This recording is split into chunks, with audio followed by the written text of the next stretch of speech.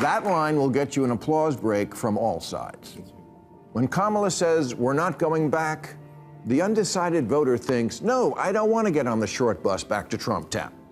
But I also don't want to go back to 2020. Please, God, don't make me sit through another one of those corporate mandated sensitivity training sessions."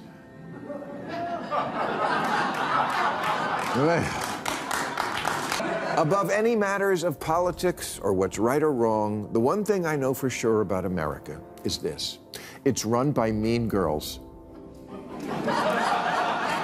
Mean girls in the press and in politics and in life. And when they smell blood in the water, the lust to finish off a vulnerable person will never be denied. In 3 years as vice president, she's been quieter than an electric car. And like an electric car, your MAGA uncle can't explain why she fills him with homicidal rage. She just does. Sometimes life isn't fair. It's not fair that she's not popular. She's intelligent and accomplished, and in fact was put in charge of the border. And look at how...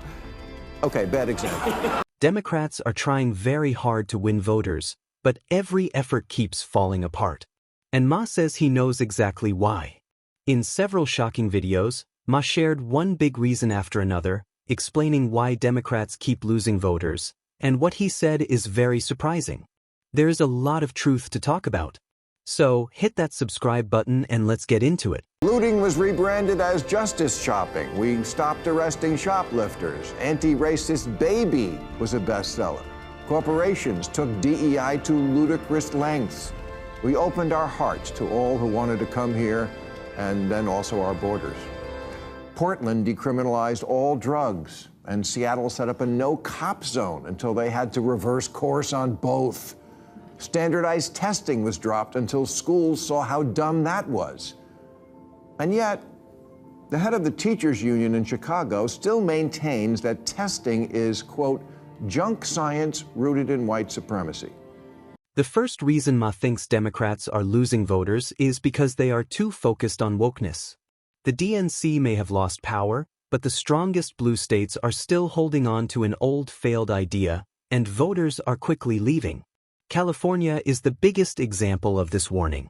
The Golden State still has a well-known problem where criminals take advantage of a weak legal system to avoid serious punishment. At the same time, its streets have turned into large homeless camps where struggling people sleep on sidewalks while politicians praise themselves for caring.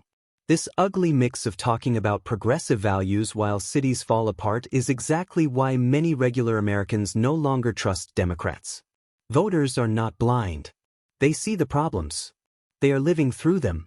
And they are tired of being talked down to by the same people they believe caused the problem. Her union tweeted during COVID, when many Americans felt we could have gotten back to normal sooner, that the push to reopen schools is rooted in sexism, racism, and misogyny.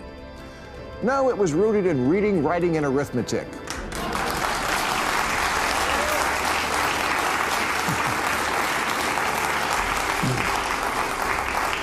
The teaching of which is apparently job none in Chicago, because only about 1 in 4 students in the city are proficient in either math or English, and absenteeism is off the charts.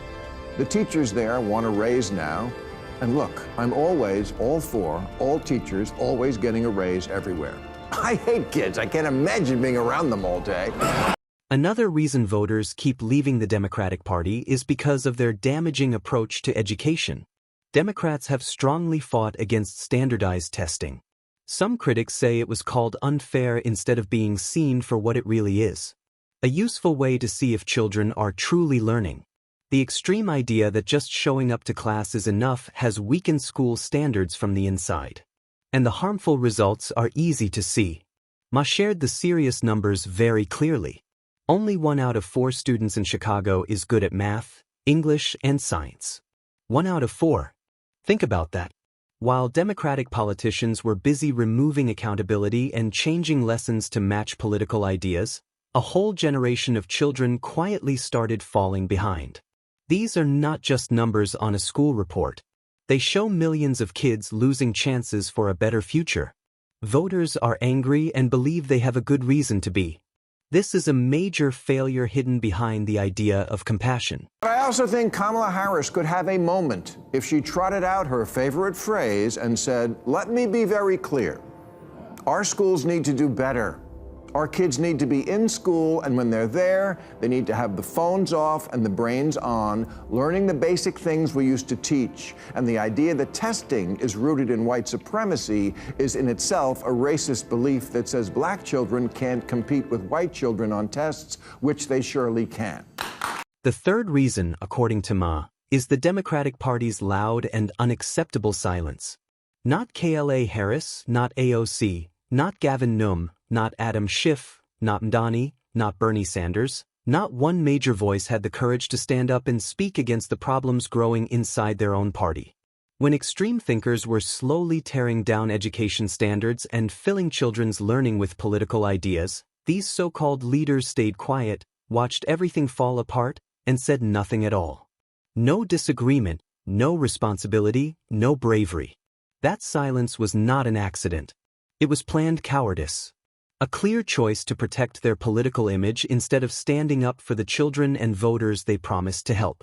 Americans needed leaders who were brave enough to look at their own party and say, "This has gone too far." Instead, they got people who stayed quiet and acted like it was unity. And voters remember silence. That line will get you an applause break from all sides. When Kamala says, "We're not going back," the undecided voter thinks, "No, I don't want to get on the short bus back to Trump Town. But I also don't want to go back to 2020.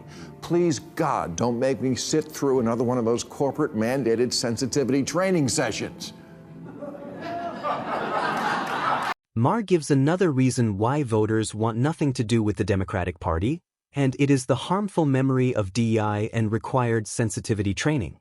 Americans lived through that time and do not want to go through it again. Those years showed a lot of problems, where skill and hard work were pushed aside for strict political rules. Unqualified people were given powerful jobs they should not have had, while talented people were ignored and passed over. But maybe the most upsetting part was making workers attend long sensitivity training sessions. These were mostly required workplace classes meant to make employees act very carefully around coworkers from marginalized groups. It felt insulting, divided people, and did not help. Instead of bringing people together, it created frustration. Workers did not feel educated. They felt embarrassed and treated like children. Voters still remember how that felt.